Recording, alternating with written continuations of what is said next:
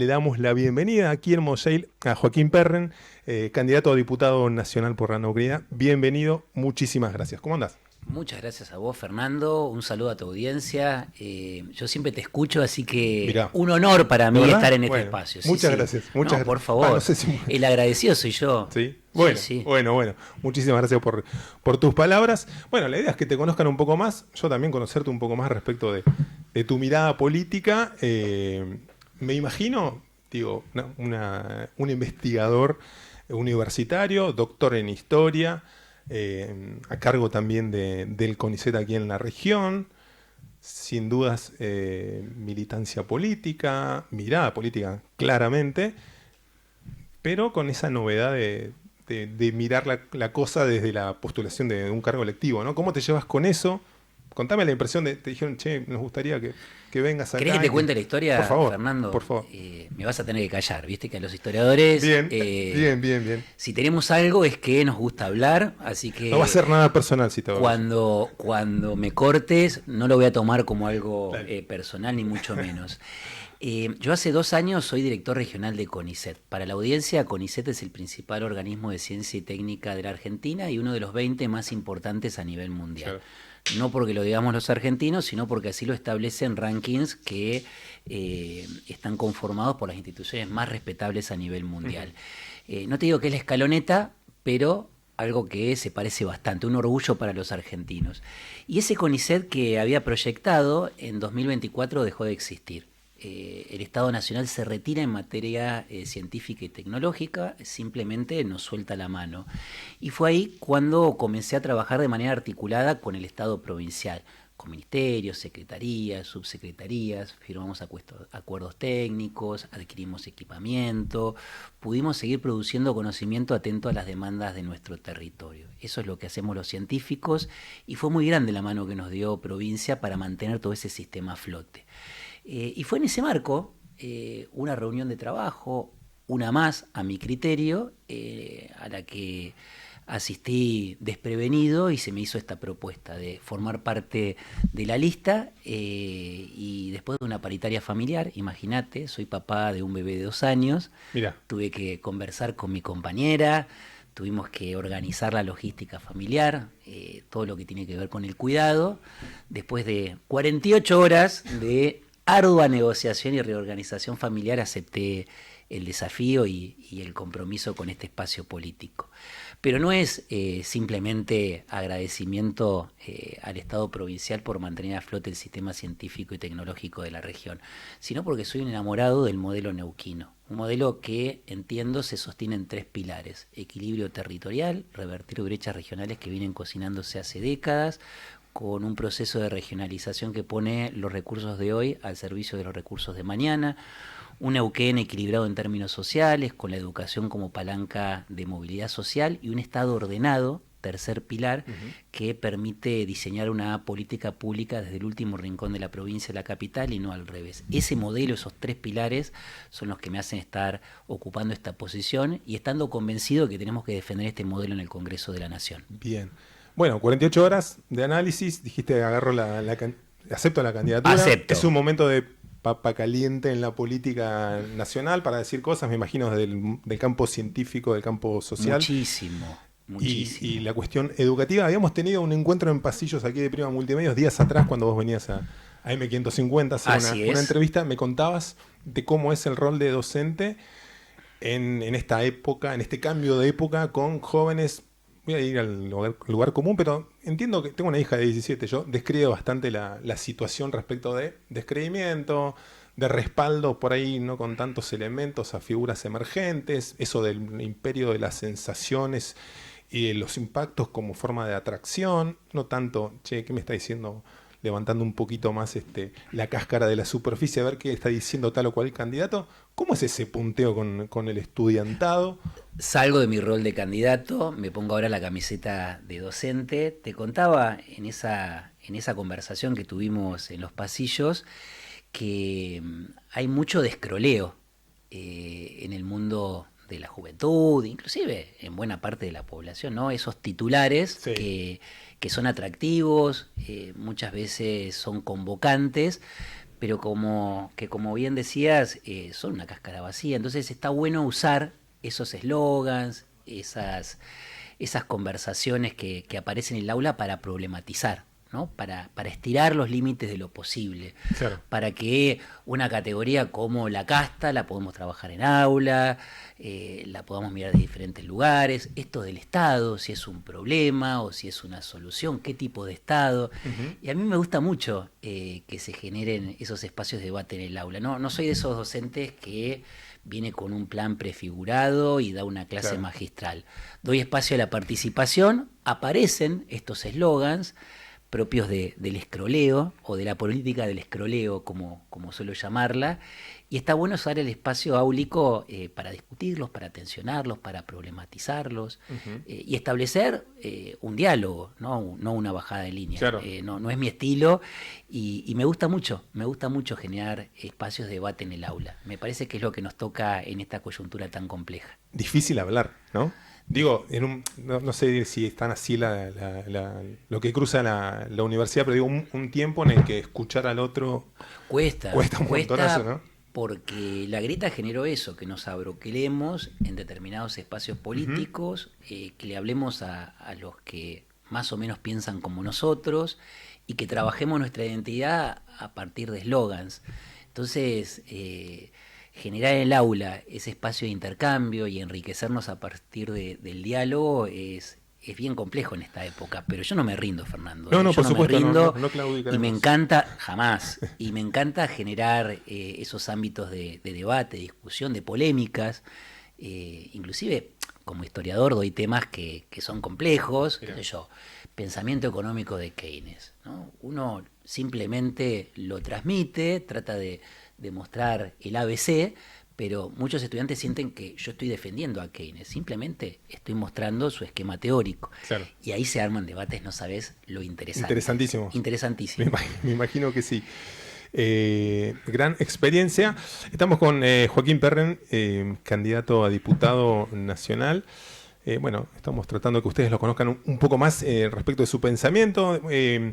Pensaba también en esto de, bueno, qué interesante hablar de la neuquinidad con Joaquín. Digo, yo, tengo algunas miradas respecto de eso.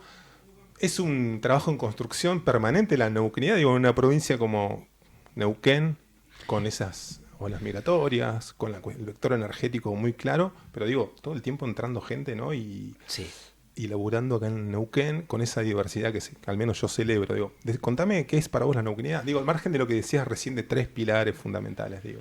¿Cómo ves ese fenómeno? Hay toda una cuestión identitaria, ¿no? Esto de referenciarnos con una provincia y ser distintos a las de otras provincias, pero yo soy un convencido de que la neuquinidad es un proyecto político, además de una identidad, ¿no? Y en tanto proyecto político encarna la nueva política, encarna este deseo de saltar la grieta y de construir a partir de la diversidad. Me parece que ahí está el aspecto más relevante de la neuquinidad. Y eso está expresado en toda su dimensión en la lista. Fue muy sabio el gobernador en conformar una lista que refleja esa neuquinidad con todo detalle. Te quiero contar, Fernando, y a la audiencia, que esa lista está conformada por personas que tenemos diferentes trayectorias profesionales, científicos, comunicadores, médicos, odontólogos y un largo etcétera, gente que proviene de diferentes regiones. Hay una diversidad de regiones muy grande: Vaca Muerta, Sur, Centro, Confluencia, y lo más importante de todo, hay gente que proviene de diversas trayectorias políticas, de diferentes lugares del cuadrante, del mapa político de nuestra región. Y entendemos que esa diversidad, lejos de ser un problema, aporta soluciones en la construcción de nuestra política. Una política que, como te digo, intenta en todo momento saltar la grieta, saltar esas discusiones que muchas veces suceden muy lejos y que no cambian la vida de los neuquinos. Y hay como un rechazo a eso, ¿no? Eso de... Sí. Digo, si bien... Hay un hastío. Hay un hastío, eso, ¿no? Hay un hastío muy grande y lo que tiene de bueno este proyecto es que puede mostrar cosas concretas. Este modelo neuquino tiene 500 obras para enamorar, mientras que el Estado Nacional en este periodo de 2 años no tiene absolutamente nada para mostrar. es un contraste entre un Estado presente, un Estado que se ordena para redistribuir, eso es el modelo neuquino, y un modelo de sálvese quien pueda, un Estado nacional que te suelta la mano. Me parece que ahí va a haber uno de los debates más importantes de este turno electoral. ¿Qué pensamos del Estado? ¿Cuál es la mirada que tenemos sobre el Estado? Joaquín, contame tu mirada respecto de Vaca Muerta, básicamente. Generalmente, sacando por ahí las ciencias sociales, ¿no? Hay una mirada del campo científico, tecnológico, de los ingenieros, ¿no? Como esa oportunidad clara y como esa necesidad de seguir formando recursos. Las ciencias sociales con una mirada más crítica, en buena medida, la cuestión ambiental tallando muy fuertemente. Uno de los leitmotiv de este gobierno también pasa por allí, al margen del incentivo a la producción, a la distribución de los recursos de Vaca Muerta. Contame un poco cómo mirás este proceso de, bueno, con ese back histórico, bueno, y cómo es Vaca Muerta, básicamente. Te lo voy a decir como historiador. Dale. Y voy a concluir como candidato. La economía argentina tiene dos sectores, ¿no? Tiene un sector que genera dólares, pero no genera empleo, el agro, y tiene un sector que genera empleo, pero no genera dólares, la industria.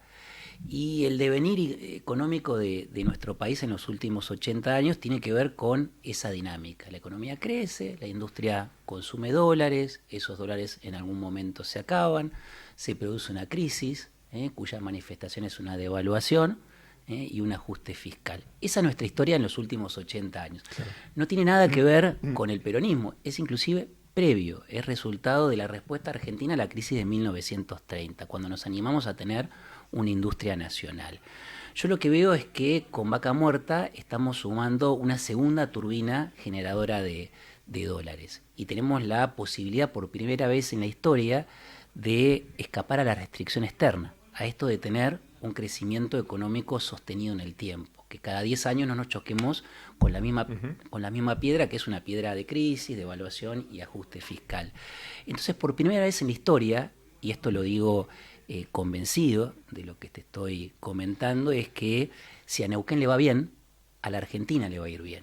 Si tenemos la capacidad de fortalecer el perfil exportador de Vaca Muerta, vamos a tener la posibilidad de generar un país que escape a la restricción externa, que pueda tener un crecimiento económico sostenido en el tiempo. Y por supuesto, desde esta provincia también se va a alimentar al desarrollo industrial. Entonces, yo soy un defensor de este modelo de explotación de recursos, porque va a ser la base donde se va a sostener el crecimiento económico sostenido. Vamos a poder escapar por primera vez a la restricción externa, que nuestro problema no sea la escasez de dólares, sino la abundancia, que tengamos que ver cómo sostener el tipo de cambio no al alza, sino a la baja. ¿Cómo podemos hacer para tener un tipo de cambio competitivo? Salir un poco también de los ciclos de deuda, ¿no? y de morosidad permanente. A propósito de eso, mirada respecto de lo de esta semana, ¿no? Parecía que hace nada, ¿no? 8 días atrás, 7 días atrás, el viernes anterior. ¿Qué va a pasar el lunes, decíamos, ¿no? En la economía argentina, en función de ese derrotero del gobierno nacional? Es parte de hablando de la escasez de dólares. Estados Unidos diciendo, hablando de escasez de dólares, vamos a hacer todo lo que haya que hacer para sostener, palabras más, palabras menos, este gobierno. ¿Qué mirada tenés respecto de eso? Tenemos una situación de bastante restricción, de escasez de dólares, y creo que esto va a solidificar la economía, por lo menos hasta las elecciones. Le va a dar cierto aire a la macroeconomía de Milei. Pero es todo tan dinámico. La historia económica argentina es una especie de electrocardiograma, así que no te podría decir que esto va a solidificar del todo esa economía ni que va a llegar con aire a la elección. Lo que te puedo decir es que la intención es esa. Claro. La intención es esa.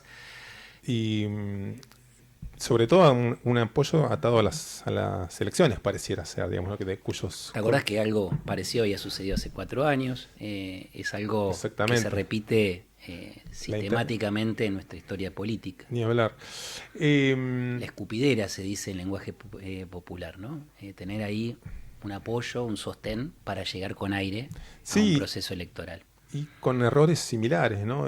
Modelos que por ahí... Sobreendeudamiento. Exactamente. Joaquín... Y en el caso de Milei, lo que uno ve también estos 2 años es una caída de los ingresos reales de la población, ¿no? lo vemos en el sistema universitario, nuestros sueldos están 30% abajo de la inflación, lo vemos en el sistema científico, 35% abajo del ritmo de la inflación. Entonces, es un panorama complejo, panorama complejo. A la volatilidad macroeconómica se le suma una situación social bien complicada. Bien, Joaquín, estamos hablando con Joaquín Perren, investigador, docente universitario, que está, bueno, nos comentó que en 48 horas luego de esa deliberación familiar que no fue tan dura, no fue tan dura. ¿Tenías el voto doble? Mi compañera decisivo, o no tuvo el sí fácil, pero tuvimos que reorganizar nuestra logística familiar. Con un bebé de 2 años no queda otra. Me imagino que sí, momento álgido. Álgido, duro. Una campaña que relativamente extensa. Recién, volviendo a lo que mencionabas recién, aquello del modelo neuquino, de aquellos debates que se están dando en el Congreso de la Nación, todavía todo por escribirse respecto a ese terreno de la próxima composición, pero bueno, llegar al Congreso, ¿qué va a implicar para vos en materia de búsqueda normativa, debate, discusión? ¿Por dónde pasa tu mirada de propuestas allí? Yo, como hijo de la educación pública, del sistema científico y tecnológico argentino, voy a enarbolar la bandera de ambos sistemas y voy a tratar de blindar el financiamiento tanto de las universidades públicas como de CONICET, INTA, INTI. Esos van a ser mis compromisos en materia legislativa, defender todo aquello que tenga que ver con lo público. Ahí vamos a tener una defensa irrestricta de la educación, la salud pública, leyes que tienen que ver con discapacidad, y luego algo que va a ser una defensa muy fuerte de nuestro espacio político, que tiene que ver con la ficha limpia, ¿no? Que vamos a tratar de trasladar el modelo neuquino en ese aspecto a la órbita nacional. Pero, Fernando, hay una discusión en la que estamos todos de acuerdo dentro de la neuquinidad y tiene que ver con la coparticipación. Ese va a ser uno de los grandes debates que vamos a tener por delante. Y lo que tengo para decirte a vos y a la audiencia es que el sistema de coparticipación es muy injusto para con Neuquén. Por cada 100 pesos que aportamos en calidad de impuestos nacionales, IVA, ingresos brutos, ganancia, vuelven a la provincia en carácter de coparticipación solo 50, la mitad. El billete de 100 vuelve partido al medio. Y a veces no vuelven, digamos. No. Como estuvo pasando en el primer tramo del año. Exactamente. Y Neuquén también es una de las provincias que más crece en términos demográficos, con todo lo que ello demanda en términos de infraestructura y demás.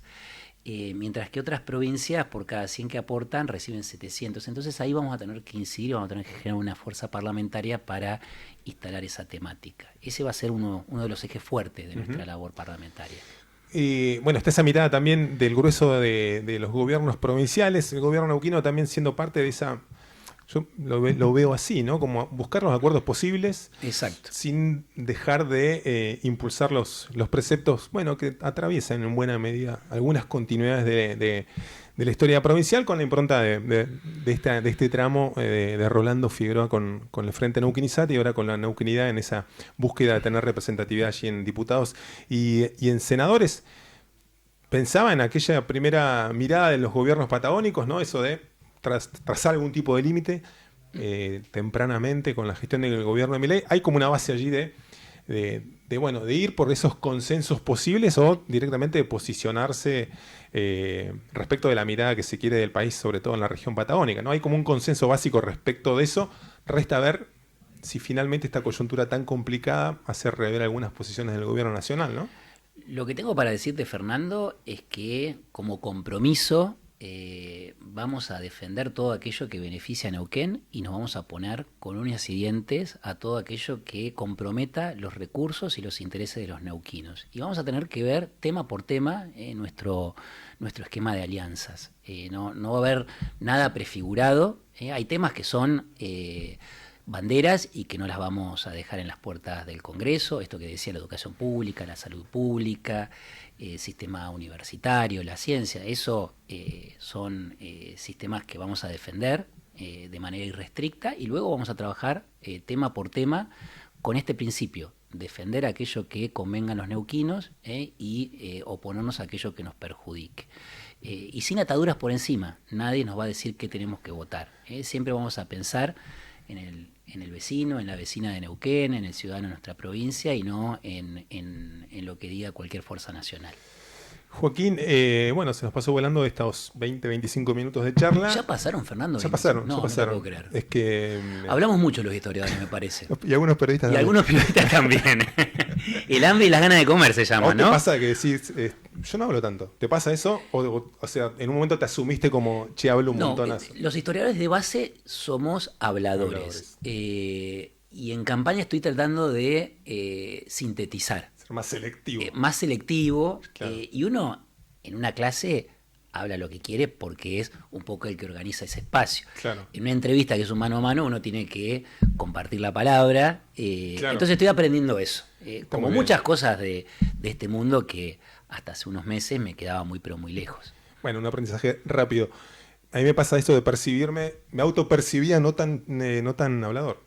No, sos hablador. Evidentemente no. Y coincidimos en eso, Fernando, coincidimos en eso.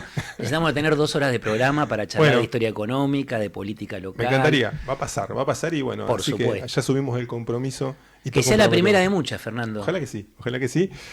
Así que siempre predispuestos a hablar de esa agenda y hablar de política, de economía, de energía. Bueno, mandados a hacer para eso. Un gustazo y bueno, ¿cómo sigue la campaña? ¿Tenés 2 horas para que te cuente? Lo que pasa mañana dentro de 2 días. Tuvimos un acto fenomenal en Zapala, una multitud, 7.000 personas, militancia, muchísimo color y mucho, pero mucho compromiso. Y ahora seguimos de recorrida por la provincia, Barrancas, Butarranquil, Villa Langostura, Centenario, Plotier. Sumando millas. Sumando millas. En mi caso, matrimillas, porque bueno, después tengo que volver a casa, etcétera. Claro. Así que tengo que volver con algo. Doble desafío. De cualquier lado que vaya tengo que volver con algún regalito para mi hijo y para mi compañera. Muy bien, a no olvidarlo. Joaquín, un gustazo, muchas gracias. Igualmente, Fernando.